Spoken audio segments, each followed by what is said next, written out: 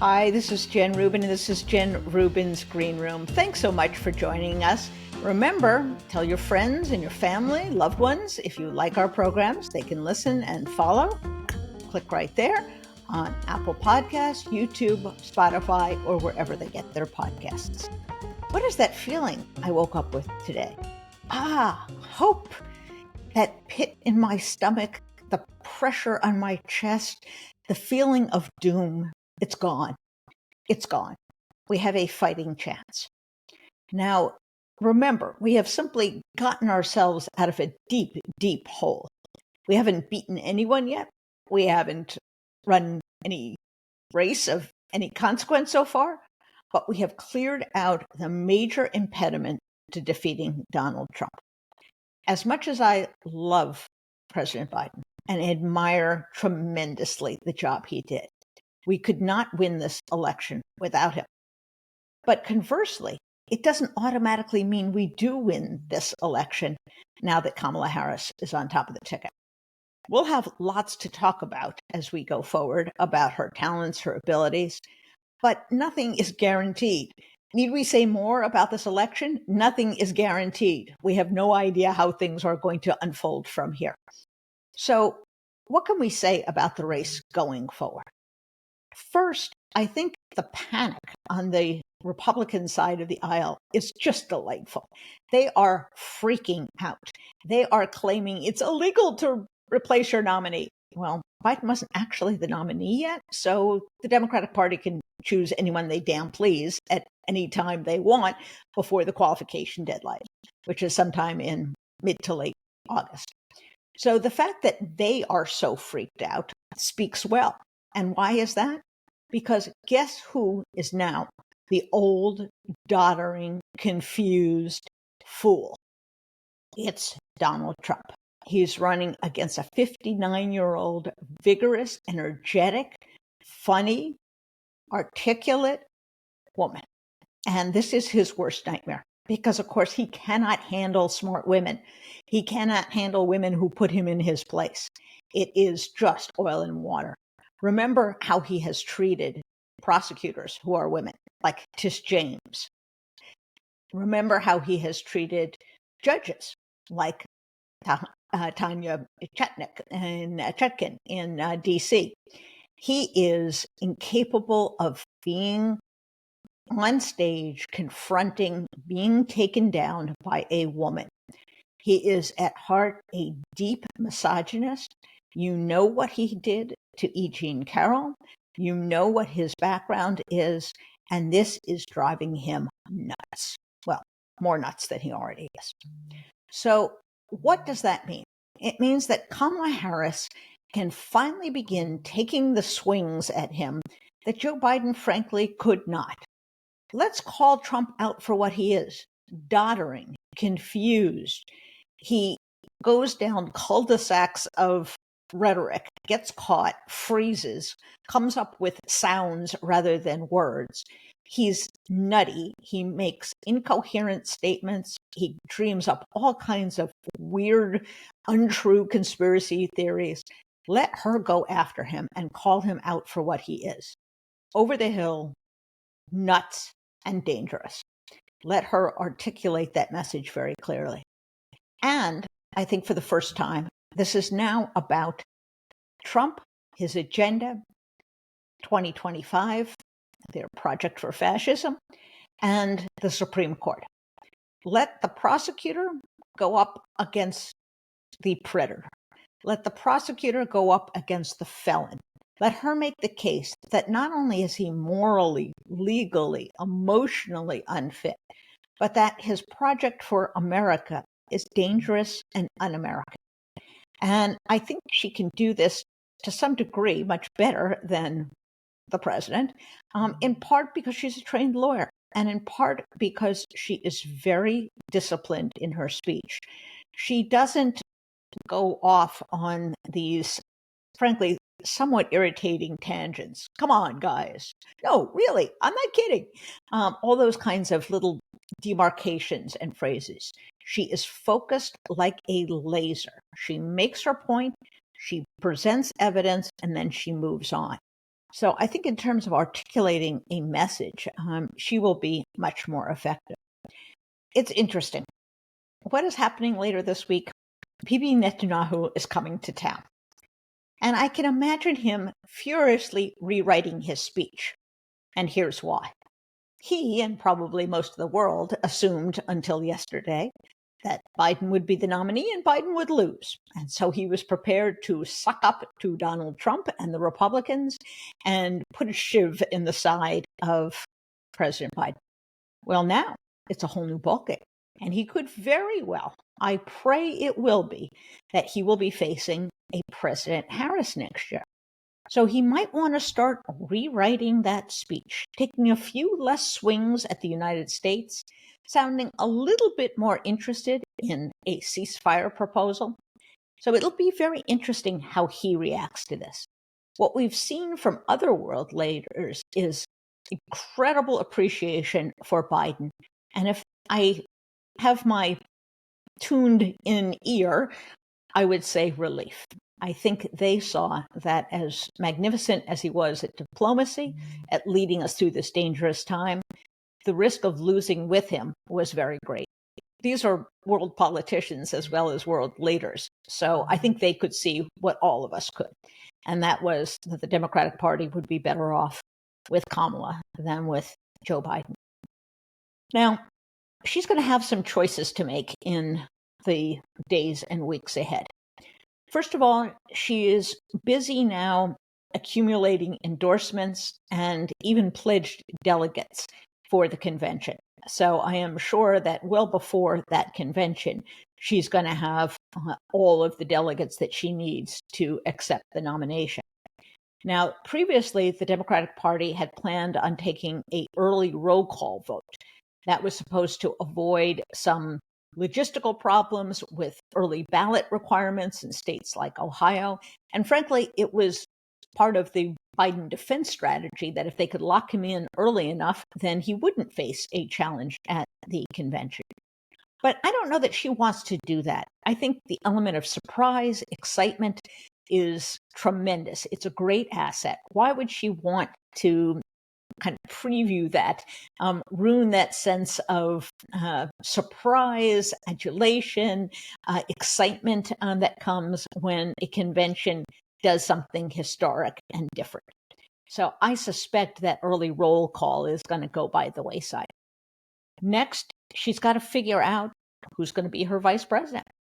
And you have seen so many names on the possible VP list scramble very quickly to endorse her, because that is, of course, the entry ticket to the VP sweeps and stakes.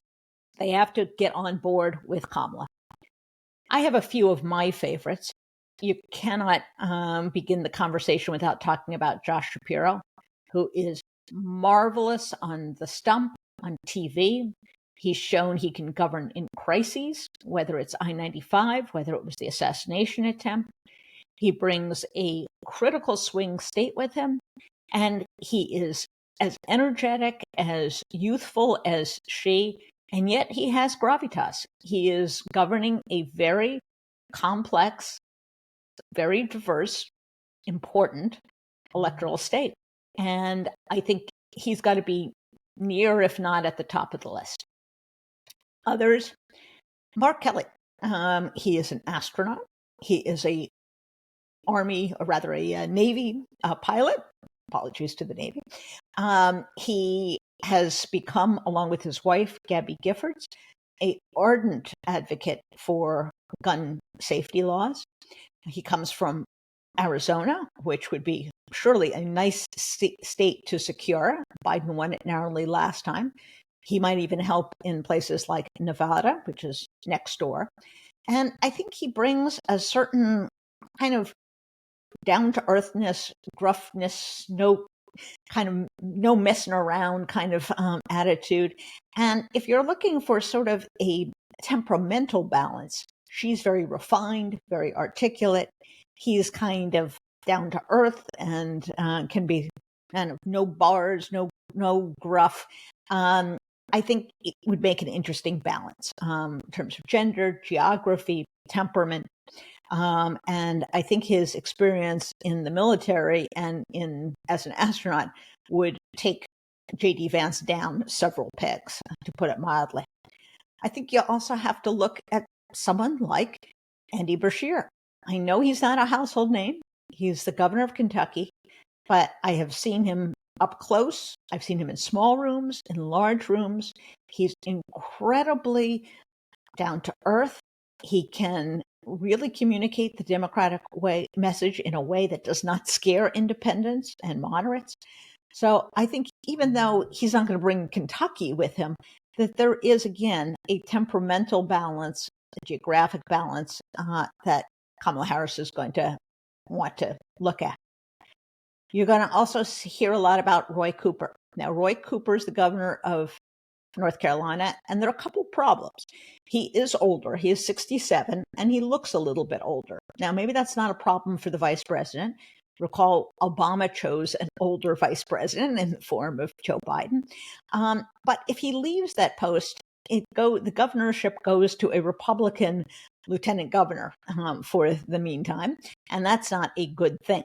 Now, there is an election coming up, and Josh Stein, who's the Democrat, hopefully will win that race. But that's something to think about as well.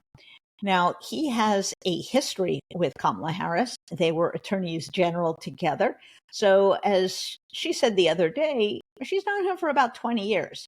And do not discount that. Part of what you're looking for in a vice president is someone you trust, who you think will have your back, who is not going to try to upstage you, who is going to take direction from you, but also level with you. So he has a lot of those qualities. And I think, again, in terms of gender balance, geography balance, he makes a good pairing with Kamala Harris. And of course, I love Pete Buttigieg. There is no one who makes the case better than he, no one sharper than he on TV. He can go into Republican circles and knock them dead. He can explain complex policies in very down-to-earth terms. He is also a veteran. And I can only imagine what he would do to J.D. Vance. Can you imagine how he would cut him up in little pieces? That would be something to behold. Now, part of the consideration with Buttigieg is how closely Kamala wants to identify with the Biden administration. Certainly, she's going to take credit for all of the achievements, as she should. She was part of that team. But does she really want to pivot to perhaps a newer cast of characters or a different cast of characters? I could see, for example, Buttigieg coming back as chief of staff or as national security director or a very prestigious other position, either appointed or Senate confirmed in the administration, but maybe not as vice president. But this is going to be fun. And part of what you'll notice here is how deep the Democratic bench is. It's not like Republicans, who they have a bunch of nobodies and crackpots. Each one of these people we have gone through could win the presidency on his own. And I haven't even talked about the very capable women like Amy Klobuchar, Gretchen Whitmer. I think it may be a little bit too much to have two women. On the other hand, we never seemed to have a problem when we had two men on a presidential ticket. But be that as it may, there is a wide, deep bench on the Democratic side. And the fun thing about having Kamala move up to number one is one of these people gets to move into her slot and begin to establish his or her national credentials. So that's an exciting prospect. And when you think about it, look at the sense of relief, almost euphoria on the Democratic side.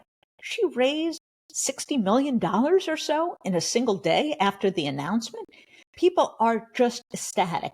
They want to win. They are finally hopeful that there is a light at the end of the tunnel. And I think at the speed with which she has consolidated support, the number of people who have come out to endorse her has been a sign of just how desperate the Democratic Party is to come together, to unify, and to go after Trump hammer and tongs. Well, what do we think are some of the problems ahead? You are already seeing it on social media and elsewhere. The racism, the misogyny, it's coming out of the woodwork. You're going to see AI deep fakes. It is as disgusting as it has always been. You are also going to hear nervous white old donors on the Democratic side saying, I don't know if the country is ready for a Black woman. You're going to hear all of that. And she is going to have to deal with it. She's going to have to brush it off. She's going to have to rise above it. But it's coming. Don't make any mistake. It is coming. And there will be some people who say, well, I was going to vote for Joe Biden, but I'm not going to vote for her. I doubt it. I really doubt it. If you were ready to vote for Donald Trump when Joe Biden was the alternative, you, I am certain, are still a Trump voter. And if you had qualms about Trump because voting in the election because Trump was crazy and Biden was too old, you have a solution to your problem. So you're going to hear a lot of naysaying, a lot of voices that are clamoring for attention about race, about gender. You're going to hear people criticize her laugh. What is that about? Well, first of all, that's also racist and also sexist because Black women should what? Be demure, be subservient, be quiet, be seen but not heard. What's that all about? So you're going to see some of that. And no candidate is perfect. So brace yourselves. There will be bobbles. There will be gaffes. There will be missteps. No candidate runs a perfect race. But with Kamala, we have hope. We have an opportunity to make this the race it should be. The future of America versus the past. The rule of law versus a reign of criminals. Prosecutors and law and order people versus grifters. Internationalists who defend America's place in the world and people who suck up to dictators. People who are looking to improve the lot of working class Americans, middle class Americans, and those who are simply stuffing the pockets of billionaires, including all those Silicon Valley execs who are rooting for Trump in large part because he promises to sink the dollar. Think about that. Billionaires, once again, betting against America because that will make them crypto kings. That will get them money. That will make them rich. So be very clear who's on what side. Be very clear what the stakes are. And now, if you were flummoxed, if you were paralyzed, if you were depressed about the state of the election, now you have no excuse whatsoever. Go volunteer. Volunteer for a presidential campaign, a Senate campaign, a local campaign. Go volunteer, go give your money, go find groups that are getting ready to defend the election results, because of course the Republicans will be filing lawsuits and claiming foul even before the first votes are counted. And use your platform to explain the stakes. Tell people what Project 2025 is all about. Tell them it's a plan to create an authoritarian state. Tell them it's a plan to Christianize government, and use your platform to make the positive case for democracy. We're going to be okay if we get through this election. Yeah, we've got problems, but we now have smart, dynamic, capable leadership that is willing and able to take the baton from President Biden and carry us forward. So there you have it. Reason to cheer, reason for high spirits, and a reason to get to work. Thanks so much for joining us. Bye-bye.